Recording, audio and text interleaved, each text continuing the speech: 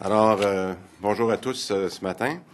Peut-être en commençant pour détendre l'atmosphère, je vous dirais que après avoir pris connaissance dans les dernières heures du communiqué sur le logiciel libre, je vous dirais que c'est pas ce matin que M. Bédard peut sortir sur son balcon puis annoncer Vive le logiciel libre.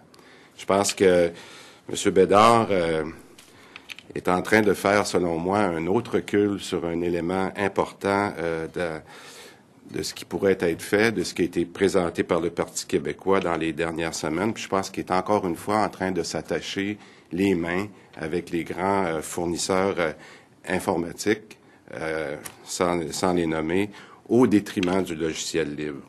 Pourquoi je dis que, encore une fois, c'est un recul? Il faut mettre en contexte que le choix que le gouvernement a en ce moment sur les logiciels libres, c'est de continuer avec ces grandes firmes informatiques-là dans les logiciels que l'on connaît tous, en fait, qui sont les logiciels de bureau qui nous permettent de faire notre traitement de texte, etc., et qui sont répandus tout partout dans le gouvernement.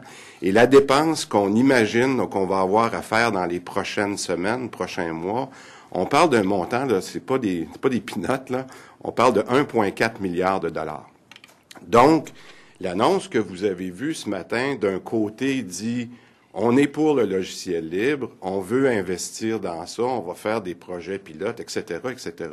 Mais dans la vraie vie, c'est ce que vous voyez pas dans l'annonce qui est important. C'est pas l'annonce qui est là, c'est ce qui est pas dans l'annonce.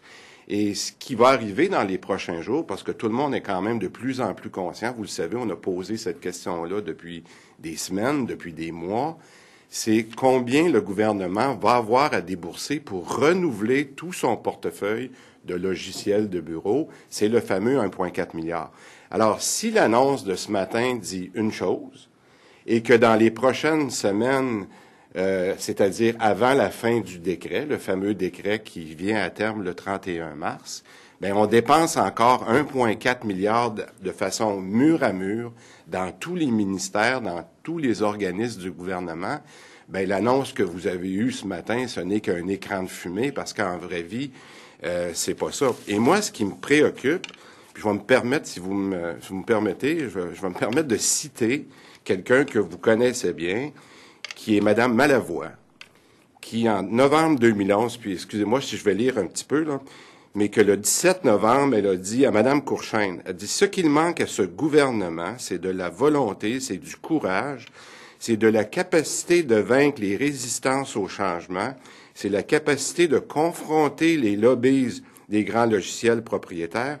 Pourquoi la ministre Courchaine dit telle une chose et fait le contraire dans un décret? » Et ce qu'elle demandait, puis moi je le redemande à M. Bédard, qu'il réponde à la question de Mme Malavoie, que Mme Malavoie posait il y a un an, parce qu'elle est en train de contourner la loi 133, puis elle est en train de dire exactement ce qu'il ne voulait pas faire il y a quelques années, elle est en train de refaire la même chose. Alors, moi, ce que je soupçonne, c'est que le gouvernement est encore en train, malheureusement, de s'attacher les mains. Je comprends les gens du logiciel libre qui sont inquiets. Si le gouvernement voulait être réaliste, puis moi je vous demande, je sais que vous avez beaucoup d'intérêt pour ce dossier-là, ce que je vous demande, c'est, puis moi je vais continuer de le faire, notre parti va continuer de le faire, mais de surveiller vraiment les prochains jours, qu'est-ce qui va arriver d'ici le 31 mars. Parce que si d'ici le 31 mars, ce qu'on entend, c'est qu'on dépense encore 1,4 milliard pour faire du mur à mur, bien, ce qu'on va avoir entendu aujourd'hui, dans les derniers jours, c'est de la frime. Puis c'est malheureusement ça qui nous inquiète beaucoup. Laissez-moi vous donner peut-être une mauvaise comparaison. Vous savez comment on a appris les mesures de l'aide sociale dans les dernières semaines. Il a fallu regarder dans la Gazette puis aller voir les petites lignes de ce qui se passait vraiment. Moi, vous savez, ce qui m'inquiète, là, c'est que je pense qu'on va peut-être voir la même chose avec une dépense de 1,4 milliard. Puis vous comprenez comment c'est gros, là. C'est pas seulement l'argent qu'on donne à la compagnie XYZ, mais c'est tous les logiciels de mission qu'il faut mettre à jour avec ces mises à jour-là. Il faut en plus aller entraîner tout le personnel. On parle des centaines de milliers d'ordinateurs qui doivent être faits là-dessus. Puis c'est malheureusement probablement dans la Gazette officielle que vous allez voir ça quand il va être trop tard pour le faire. Alors, je le redemande et j'apprécie beaucoup que tout le monde suive ça de près dans les prochains jours. J'espère qu'il ne faudra pas attendre la publication de la Gazette officielle pour voir vraiment si la politique du gouvernement en termes de logiciel libre qu'on a entendu parler ce matin, c'est de la frime ou s'il y a une volonté réelle de changer les choses. Vous ne pensez pas qu'il y aurait un risque associé à une implantation à grande échelle, de façon soudaine, là, de logiciels libres pour tous les postes informatiques, les 700 000 dont on parle qui doivent migrer, et avec la formation que ça implique aussi pour les gens qui doivent s'habituer à ça? Il n'y a pas un risque aussi associé à ça? Il y a un risque, à mon avis, d'aller un mur à mur des deux côtés. Si on disait qu'on va mur à mur dans le logiciel libre, aujourd'hui, je vous dirais que, à mon avis, c'est aussi fou, puis ça fait pas plus de sens que d'aller mur à mur avec les logiciels propriétaires, comme je pense qu'ils vont faire. Nous, rappelez-vous, dans les crédits, il y a à peu près un mois, lorsqu'on discutait ce sujet-là, puis on n'avait pas beaucoup d'informations, on a dit qu'il devrait y avoir même une extension. On était prêt à donner une extension au décret qui finit dans quelques semaines, en autant qu'en échange, il y avait une garantie d'en mettre une proportion importante pour tester ça. Mais entre un petit projet pilote de 10 millions puis un projet pilote sérieux dans un ministère comme l'Éducation, c'est là que je pense qu'il faut trouver cet équilibre-là, en dire qu'est-ce qu'on va faire dans les 3 prochaines années pour mettre un sérieux là-dedans. Alors, tout un ou tout l'autre, c'est pas bon. Mais c'est quoi cette proportion? Bon, l'industrie dit que c'est 700 millions du 1,4 milliard. Moi, je suis un peu mal placé là, pour dire c'est-tu la bonne proportion. Mais un juste équilibre entre les deux, je pense qu'il aurait été raisonnable. Puis moi, c'est ça que je nous demande de suivre dans les prochains jours. Le ministre parle de faire des projets forts, pas seulement des projets pilotes, mais des projets forts dans différents ministères, dont vos revenus. Ça, vous ne pensez pas que c'est une façon de par étape, établir la crédibilité d'un logiciel qui est libre, qui commence à être implanté, puis par la suite ouvrir un peu plus? Il faut aller plus grandement. Où est l'argent? Si vous me dites qu'on va le faire, ben je vais dire, montrez-moi dans le 1,4 milliard, y a-t-il 500 millions qui est mis là-dedans au cours des 2 prochaines années? Mais si on dit que ça va prendre 2 ans dépenser le 1,4 milliard, ben je peux vous dire que c'est de la frime, ce qu'on se fait dire là.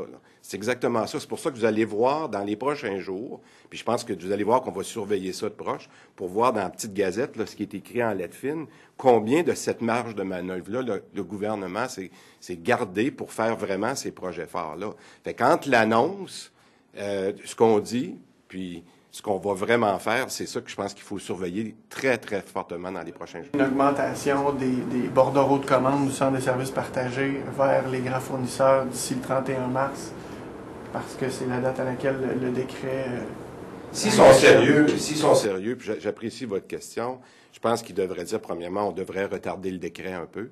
Hein? On devrait se donner plus de manœuvres pour bien négocier avec ces firmes-là et de dire maintenant, prenons l'exemple du projet phare en éducation, si c'en est un. C'est pas parce que le fournisseur de logiciels dit je le supporte plus à partir de telle date, mais je serais d'accord à vous dire, ben écoutez, moi je suis capable de prendre un risque. Moi, M. Bédard, moi, la ministre de l'Éducation, Mme Malavoie, je suis prêt à prendre un risque. Ça se peut que mon logiciel plante, mais c'est peut-être moins grave dans une maternelle que dans un hôpital. Et avec quoi est-ce que je suis prêt à faire ça? Et je suis prêt à dire qu'il y a 3, 4, 500 millions du 1,4 milliard que je ne mets pas dans le logiciel propriétaire, mais que je vais vraiment mettre dans mon ministère de l'Éducation. C'est pour ça que je vous dis, c'est dans les prochaines semaines, puis j'espère que le gouvernement va avoir la maturité et, je dirais, le professionnalisme d'être transparent et de faire les bonnes décisions qu'il doit faire. C'est beaucoup d'argent, là, 1,4 milliard, c'est beaucoup d'argent, puis je pense pas qu'ils ont l'air d'être sérieux dans ce principe-là en ce moment. Est-ce qu'on a des ressources en ce moment pour faire cette transition-là vers le logiciel libre? Parce que j'imagine qu'il y a beaucoup de formation qui serait nécessaire, peut-être aussi une certaine expertise pour installer ça. Donc, peut-être 2 questions. Est-ce qu'on a les ressources et puis est-ce qu'on est capable d'évaluer les coûts pour faire cette transition-là? En fait, votre question est très bonne. On a autant des ressources dans le logiciel libre qu'on les a dans les logiciels propriétaires. Vous savez, c'est des ressources qui sont différentes, mais on a, si je regarde au Québec, si je regarde en Amérique, des gouvernements qui sont rendus tellement loin dans le logiciel libre que moi, c'est la dernière de mes préoccupations. L'expertise, elle est là. Elle est là dans les grandes firmes externes, elle est là. Mais il faut avoir la volonté de faire ça. Alors moi, c'est pas une question d'expertise, c'est une question de dire est-ce qu'on veut aller là. Je pense que la résistance, je vais me permettre de dire qu'elle vient beaucoup de la machine gouvernementale. Et malheureusement, il ne semble pas y avoir la volonté du gouvernement de dire on va challenger un petit peu cette machine gouvernementale-là. Mais je vous dirais bien humblement que je ne pense pas que c'est une question d'expertise. Merci. Merci beaucoup.